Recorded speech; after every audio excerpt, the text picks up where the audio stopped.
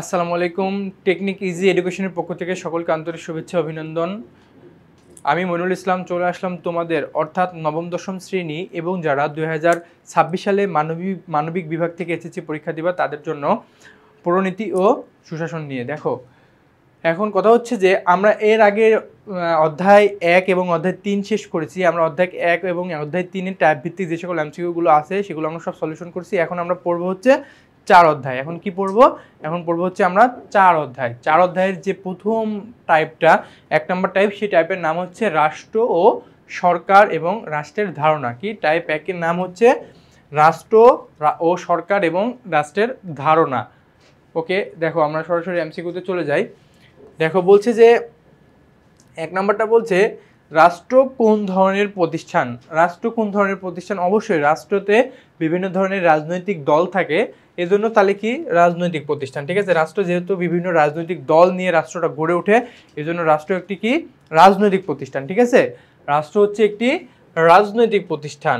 এরপরে হচ্ছে 2 নম্বরটা। দেখো, 2 নম্বরটা হচ্ছে রাষ্ট্রের মুখপাত্র হিসেবে কে রাষ্ট্র পরিচালনা করে। রাষ্ট্রের মুখপাত্র হচ্ছে সরকার। ঠিক আছে, রাষ্ট্রের মুখপাত্র কে? রাষ্ট্রের মুখপাত্র হচ্ছে সরকার। রাষ্ট্রের মুখপাত্র কে? রাষ্ট্রের মুখপাত্র হচ্ছে সরকার। অর্থাৎ সরকার নিজস্ব ভূমিকায় রাষ্ট্রটা কি করে? পরিচালনা করে। ঠিক আছে, এরপরে দেখো, সময়ের পরিবর্তনের সাথে সাথে পরিবর্তিত হতে পারে। সময়ের সাথে সাথে কি পরিবর্তিত হতে পারে? ওকে, আমরা দেখি, আগে পড়ি। দেখো, বলছে যে রাষ্ট্রের স্বরূপ, হ্যাঁ, সময়ের সাথে সাথে রাষ্ট্রের স্বরূপও পরিবর্তন হতে পারে। এরপর হচ্ছে সরকারের স্বরূপ, হ্যাঁ, সরকারও পরিবর্তনশীল। কারণ একসময় কি বলতো, একসময় এর আগে কি ক্ষমতা ছিল? এর আগে ক্ষমতা ছিল হচ্ছে আওয়ামী লীগ, তাই না? এখন নির্বাচন হলে কি ক্ষমতা আসবে বলা যাবে না। তাহলে যেই ক্ষমতা আসুক না কেন, তাহলে সরকারের যে স্বরূপটা আছে বা সরকারের যে অস্তিত্ব আছে সেটা চেঞ্জ হয়ে যাচ্ছে, তাহলে এটাও পরিবর্তনশীল।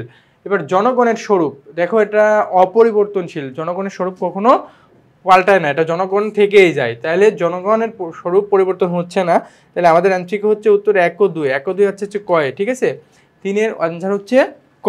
এরপর 4 নাম্বারটা দেখো, 4 নাম্বার হচ্ছে সমাজতান্ত্রিক রাষ্ট্র কোন রাষ্ট্রের বিপরীত। বলছে সমাজতান্ত্রিক রাষ্ট্র কোন রাষ্ট্রের বিপরীত? পুঁজিবাদী রাষ্ট্রের বিপরীত। সমাজতান্ত্রিক রাষ্ট্র কি? সমাজতান্ত্রিক রাষ্ট্রটা হচ্ছে পুঁজিবাদী রাষ্ট্রের বিপরীত। এখন পুঁজিবাদীটা কি আর সমাজতান্ত্রিকটা কি? ঠিক আছে, পুঁজিবাদীটা হচ্ছে ব্যক্তিকেন্দ্রিক আর সমাজতান্ত্রিক হচ্ছে রাষ্ট্রকেন্দ্রিক। ঠিক আছে, এটা মনে রাখো। পুঁজিবাদীটা কি? পুঁজিবাদী হচ্ছে সমাজকেন্দ্রিক আর সমাজতান্ত্রিক হচ্ছে রাষ্ট্রকেন্দ্রিক। ঠিক আছে, পুঁজিবাদীটা হচ্ছে ব্যক্তিকেন্দ্রিক, সমাজতান্ত্রিক রাষ্ট্রকেন্দ্রিক। সেজন্য বলছে সমাজতান্ত্রিক রাষ্ট্র কোন রাষ্ট্রের বিপরীত? বিপরীত হচ্ছে পুঁজিবাদী রাষ্ট্রের বিপরীত রূপ। ওকে, এরপর দেখো,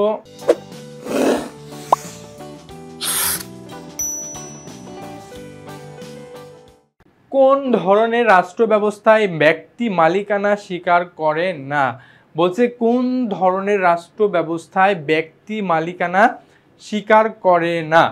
সমাজতান্ত্রিক, পুঁজিবাদী, গণতান্ত্রিক এবং একনায়কতান্ত্রিক। ঠিক আছে, সমাজতান্ত্রিক। বলছে কোন ধরনের রাষ্ট্র ব্যবস্থায় ব্যক্তি মালিকানা স্বীকার করে না। আমি একটু আগেই বললাম তোমাকে যে হচ্ছে ব্যক্তি মালিকানা হচ্ছে পুঁজিবাদী। ঠিক আছে, ব্যক্তি মালিকানা কি? পুঁজিবাদী। হ্যাঁ, আর সমাজতান্ত্রিক কোনটা? সমাজতান্ত্রিক হচ্ছে রাষ্ট্রকেন্দ্রিক। ঠিক আছে, সমাজতান্ত্রিক হচ্ছে রাষ্ট্রকেন্দ্রিক। বলছে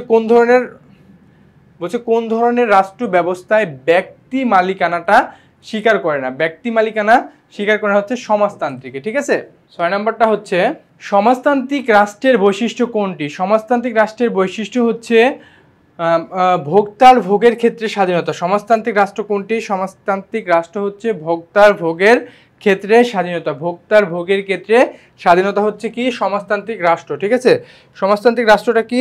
সমাজতান্ত্রিক রাষ্ট্র হচ্ছে ব্যক্তির ভোক্তার ভোগের ক্ষেত্রে স্বাধীনতা। ওকে, এরপরে দেখো 7 নম্বর, সমাজতান্ত্রিক রাষ্ট্রের বৈশিষ্ট্য কোনটি?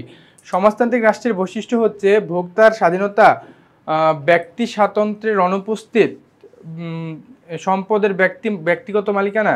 ক নম্বর, ভোক্তার স্বাধীনতা, অবাধ প্রতিযোগিতা, ব্যক্তি স্বাতন্ত্র্যের অনুপস্থিত। ব্যক্তি স্বাতন্ত্র্য, সমাজতান্ত্রিক হচ্ছে ব্যক্তি স্বাতন্ত্র্যের অনুপস্থিত। ঠিক আছে, গ নম্বর হচ্ছে ব্যক্তি স্বাতন্ত্র্যের অনুপস্থিত। ওকে, ঠিক আছে, এরপরে 8 নম্বরটা দেখো। 8 নম্বরটা খেয়াল করো। 8 নম্বর হচ্ছে ক্ষমতা বন্টন নীতির ভিত্তিতে রাষ্ট্রকে কয় ভাগে ভাগ করা যায়? ক্ষমতা বন্টনের ভিত্তিতে রাষ্ট্রকে 2 ভাগে ভাগ করা যায়। কি? ক্ষমতা বন্টনের ভিত্তিতে রাষ্ট্রকে হচ্ছে 2 ভাগে ভাগ করা যায়, ঠিক আছে? ওকে, টাইপ 8 শেষ, এখন আমরা টাইপ 2 এ যাব।